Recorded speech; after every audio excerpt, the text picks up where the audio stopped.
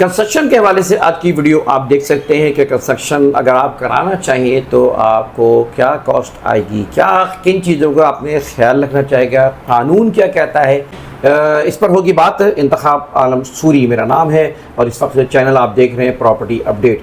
जी जनाब शाहिद भाई, इस वक्त हम नाज़रीन को बताते चलें कि शाहिद भाई के साथ हमने पिछली जो कंस्ट्रक्शन के हवाले से वीडियो बनाई है उसमें 120 गज 200 गज को हमने कवर किया है। आज की दो बातें होंगी, एक तो 400 गज पे आपको हम बताएंगे क्या कॉस्ट आएगी इस वक्त अगर आप बनाना चाहें, लेबर पे और विदाउट लेबर पे। तो उसमें एक चीज़ और हम जाएंगे सबसे पहले शाहिद भाई से जानना चाहेंगे कि क्योंकि बहुत से लोग सवाल करते हैं सूरी साहब ये बताइए कि आपके लॉज में क्या क्या चीज़ें हैं, SBCA के लॉज में किस तरह है। तो अगर 400 गज की बात करें तो मैं आपसे पूछना चाहता हूँ 400 गज में कवर्ड एरिया कितना छोड़ना चाहिए और आमतौर पे मार्केट में क्या चल रहा है ये मैं जानना चाहूँगा। और नाज़रीन को इससे पहले ये बताता चलूँ कि देखें ग्राउंड प्लस 2 की इजाज़त जो होती है वो सिर्फ 400 गज से नीचे तक ही होती है। जहाँ 400 गज शुरू हो जाता है फिर वो ग्राउंड प्लस 1 की इजाज़त होती है कानून में, वरना आप 80 गज का 200 गज का और 120 गज के ऊपर आप ग्राउंड प्लस 2 का नक्शा पास करवा सकते हैं, लेकिन 400 गज से ऊपर या 400 गज पे ये नक्शा मंजूर नहीं होगा, वो इलीगल हो जाएगा। तो शाहिद भाई आप बताइए कि इसमें ज़रा लॉज क्या कहते हैं इस हवाले से। देखिए इसमें जो लॉज है 400 गज के हवाले से उस पर ग्राउंड प्लस 1 अलाउ है। जी हाँ, ग्राउंड प्लस 1 आप उसमें बना सकते हैं। अच्छा होता ये है कि इसमें COS कंपलसरी ओपन स्पेस हम कहते हैं, वो लेफ़्ट राइट से होते हैं, राइट साइड से होते हैं और बैक से होते हैं और फ्रंट से होते हैं। ठीक है, तो इसमें 400 गज में जो फ्रंट साइड है वहाँ से आपको 15 फीट छोड़ना है, दोनों साइड लेफ़्ट और राइट से आपको 5-5 फीट छोड़ना है और बैक साइड से आपको 7 फीट छोड़ना है। ये 400 गज के रूल्स होते हैं।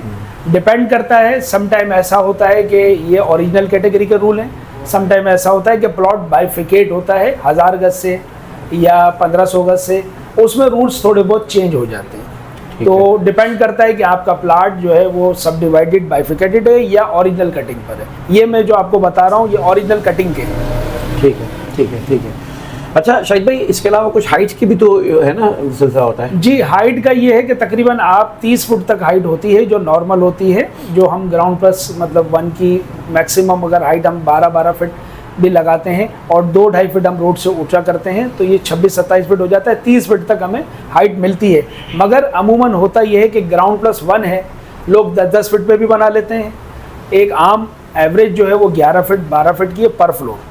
अच्छा, रोड लेवल से आपने 2 फीट 2.5 फीट उठाया तो 26-27 हो गया। फिर आपको टावर टैंकी की इजाज़त हो, टावर आपने बना लिया, उसके ऊपर आपने टैंकी लगा दी तो ये अबाउट 30 फुट के आसपास हो जाता है। ठीक है शाहिद भाई, ये बताइए कि चूँकि 120 गज 200 गज में तो आमतौर पे देखा जाता है वेस्ट ओपन ईस्ट ओपन पे असर पड़ता है, क्या 400 गज पे भी असर पड़ता है ईस्ट ओपन या उसकी वैल्यूज़ में? देखें बिल्कुल फ़र्क तो पड़ता है। 400 गज का वेस्ट ओपन अगर हम प्लॉट लेने जाते हैं और ईस्ट ओपन तो उसमें 5% का फ़र्क आता है। मगर चूँकि अब थोड़ा सा AC का दौर आ गया, लोग एयर कंडीशन जोन रखते हैं, कर्टन्स लगाते हैं, तो सम टाइम ये चीज़ें काउंट नहीं होती। मगर बहरहाल कैफ मैं ये कहूँगा कि ये चीज़ लाजमी लोग चेक करते हैं, वेस्ट ओपन ईस्ट ओपन का आज भी फ़र्क है। मकानात के बनाने में शाहिद भाई वेंटिलेशन है, एयरी होना चाहिए, वाइड होने चाहिए रूम्स वगैरह या नहीं होने चाहिए, क्योंकि आजकल कमर्शियल हो गई दुनिया ना। तो पहले तो हम देखते थे माशाल्लाह बड़े बड़े लॉन वो होते थे, फ्रंट के पीछे भी ग्रासी हुआ करते थे, फैमिलीज बैठा करती थी। अब तो तस्वुर ही ख़त्म होता जा रहा है क्योंकि प्रॉपर्टी हो गई है महंगी, और महंगी होने की वजह से ज़ाहिर है लोग अब उसको कवर्ड एरिया ज़्यादा कवर कर रहे हैं, किराए पे चले जाता है चीज़ें। और फिर वैसे बताया शायद भाई AC का भी सिलसिला शुरू हो गया है, तो आप क्या एडवाइस करते हैं इस मामले में, क्या चीज़? एक्चुअल देखें लोगों ने अब कंस्ट्रक्शन कॉस्ट भी महंगी है और प्लॉट भी महंगा है, तो अब लोगों के जहन में ये होता है कि मैं ज़िंदगी में एक मकान बना लूँ। पहले लोग कहते थे कि मैं दूसरा भी बना लूँगा, तीसरा भी बना लूँगा। अब जो कॉस्ट आ गई, जो महंगाई हो गई, तो एक मकान भी बनाना लोगों के लिए बहुत मुश्किल काम है। तो इस वजह से जो कवर्ड एरिया लोग ज़्यादा लेते हैं, बहरहाल वो मुनासिब नहीं है, हम एडवाइस कभी भी नहीं करते। उसकी वजह यह है कि वो गैर कानूनी कंस्ट्रक्शन में या उसको हम वायलेशन में काउंट करते हैं। जब आप वायलेशन करते हैं तो वो फिर बाज़ औक़ात तो वो कंप्लीशनेबल होता है कि कंप्लीशन उसमें हो जाता है। सम टाइम ऐसा होता है कि कुछ वायलेशन ऐसी होती हैं जो कंप्लीशन हो ही नहीं सकता, तो उस वक्त आपको बड़ी प्रॉब्लम होती है। जब आप आफ्टर कंस्ट्रक्शन कंप्लीशन में जाते हैं तो सिंध बिल्डिंग कंट्रोल के अगर आप उस रूल्स में नहीं आएंगे तो आपको कंप्लीशन बहुत मुश्किल से मिलेगा या नहीं मिलेगा। तो उसके लिए मैं लोगों को एडवाइस करता हूं कि हमेशा वायलेशन ना करें, और करें तो इतनी करें कि जो कंप्लीशन में चल जाए। कंप्लीशन को भी थोड़ा वजाहत कर दें शायद भाई। आप पहले कोई घर बनाने जाते हैं तो आप सबसे पहले सिंध बिल्डिंग कंट्रोल अथॉरिटी से परपोज प्लान कराते हैं। परपोज प्लान ये होता है कि मैं ये मकान इस तरह से बनाना चाहता हूँ, ठीक है। जब वो मकान तामीर आप कर लेते हैं तो वो परपोज प्लान का अमल दखल ख़त्म हो जाता है। फिर आपको जो भी आपने उसमें बना लिया है, सम टाइम दीवारें चेंज कर दी, कमरे चेंज कर दिए, छोटी मोटी वायलेशन कर ली, कोई बाथरूम इधर से उधर कर दिया, सीढ़ी को इधर उधर कर दिया, कुछ ना कुछ करते हैं लोग। तो वो जब करते हैं तो उसमें उसको कंप्लीशन कहा जाता है कि हाँ, अब हमने उसकी जो ड्यूटी है, जो भी उस पर हमारा चालान बन रहा है, जो भी उस पर हमें जुर्माना लग रहा है, वो हम अदा करके अपनी प्रॉपर्टी को कंप्लीशन करा लेते हैं। कंप्लीशन इसलिए ज़रूरी है कि उसके बगैर ना कोई बैंक आपको लोन देगा, ना ही कोई आपको कहीं पर आप उस प्रॉपर्टी को बेचने जाएंगे तो सब रजिस्ट्रार उसकी सेल डीड रोक लेंगे कि विदाउट कंप्लीशन सेल डीड नहीं हो सकती। तो ये कंप्लीशन इसलिए ज़रूरी है, और ये सिंध बिल्डिंग कंट्रोल अथॉरिटी से आफ्टर बिल्डिंग के कंप्लीट के कंप्लीशन होता है। शाहिद भाई ये बताइए कि अब कॉस्ट क्या आएगी अगर 400 गज के ऊपर कोई बनाना चाहिए?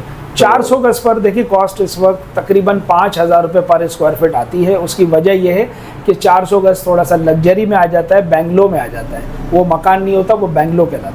तो बैंगलो की कॉस्ट इस वक्त 5,000 रुपये पर स्क्वायर फीट आती है, जिस पे आपका जो है बैंगलो एक अच्छा बैंगलो बन जाता है, और उसमें आप जो है मतलब लिविंग के लिए वो अच्छा होता है, जिसकी 25-30 साल लाइफ भी होती है, और आजकल के जदीद डिज़ाइन के मुताबिक होता है। तो इसमें अगर कोई विदाउट बनवाना चाहे यानी सिर्फ लेबर लेकर, तो उसके क्या रेट्स होंगे? लेबर रेट तकरीबन, जी सॉरी बात आपकी कट गई, लेबर रेट तकरीबन 1,200 रुपये पर स्क्वायर फीट। ठीक है, सही है। तो इसको किस तरह आप कवर्ड एरिया क्या लेते हैं, और ग्राउंड पर अगर बनवाना चाहे, कोई फर्स्ट फ्लोर भी बनवाना चाहे तो क्या उसमें फ़र्क पड़ेगा? देखिए इसमें होता ये है कि जो छत है वो नापी जाती है। अगर विद मटेरियल आप किसी को देंगे, कहाँ तक छत जा रही है, मतलब वो नापा जाता है? छत का साइज नापा जाता है कि जो रूफ है, रूफ का टॉप लिया जाता है। अच्छा, वो जब आप ले लेंगे तो उसी से आपको कंस्ट्रक्शन कॉस्ट बहुत आसानी से निकल आएगी। अच्छा, लेबर रेट में ये होता है कि 2 तरह से कॉस्ट ली जाती है। एक तो ये कि जो आपने वो किया, छत लगाई, वो भी काउंट होता है, और लेबर रेट में some time underground tank, overhead tank, ये सारी चीज़ें भी काउंट होती हैं। कंप्लीट में विद मटेरियल में ये छोटी छोटी चीज़ें काउंट नहीं होती। अच्छा, और डॉक्यूमेंटेशन वगैरह के? जी, अप्रूवल्स हैं, डॉक्यूमेंटेशंस हैं? डॉक्यूमेंटेशन अप्रूवल्स तो इसमें शामिल नहीं होती, वो तो एक अलहदा शोबा है। आपने कंस्ट्रक्शन कॉस्ट पूछी, बात कर रहे हो। अच्छा, डिपार्टमेंट्स का हवाले से आपको नक्शा पास कराना है, जो भी आपने चीज़ें उसमें करनी है तो वो अलहदा होती हैं, वो आप खुद भी करवा सकते हो, और अगर आप कहेंगे तो हम भी आपको करवा के दे सकते हैं। ठीक है।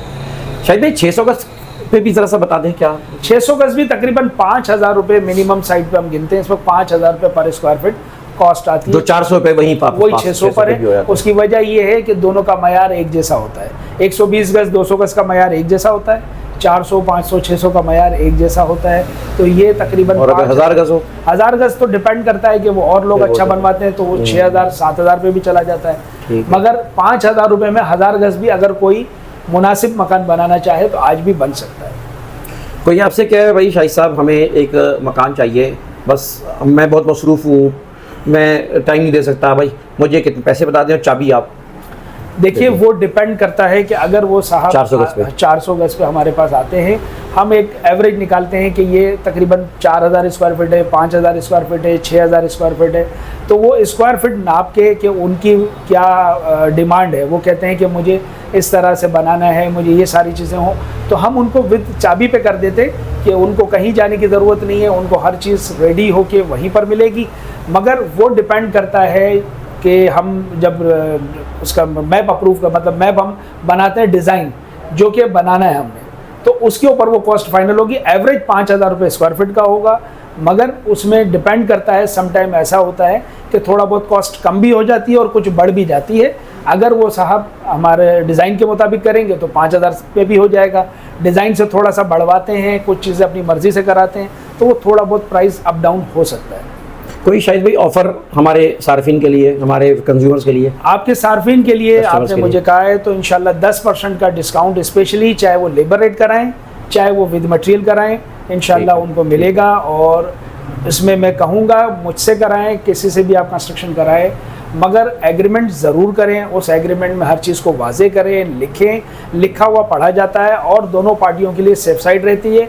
सम टाइम ऐसा होता है कि कॉन्ट्रैक्टर की तरफ से कहीं ज़्यादती हो रही होती है, सम टाइम ऐसा भी होता है कि मालिक मकान, मैं ये नहीं कहता वो ज़्यादती करते हैं, मगर वो भूल जाते हैं कि मैंने ऐसे कहा था, तो वो लिख लेना दोनों पार्टियों के लिए बेहतर रहता है। वो लिख के पढ़ के उसको साइन किया जाए तो दोनों के लिए बहुत अच्छा हो। किसी किस्म का फिर वो झगड़ा तनाज़ हाँ, इसमें नहीं होता। जी, बात क्लियरिटी होनी चाहिए।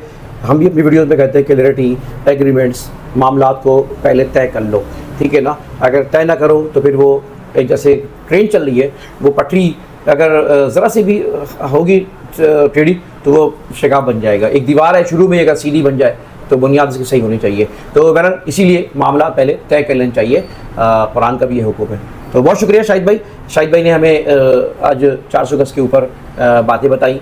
इससे पहले हमारी वीडियोस मौजूद हैं 120 गज़ के, 200 गज़ की, आज 400, 600 और 1000 गज़ की भी आपने बात की।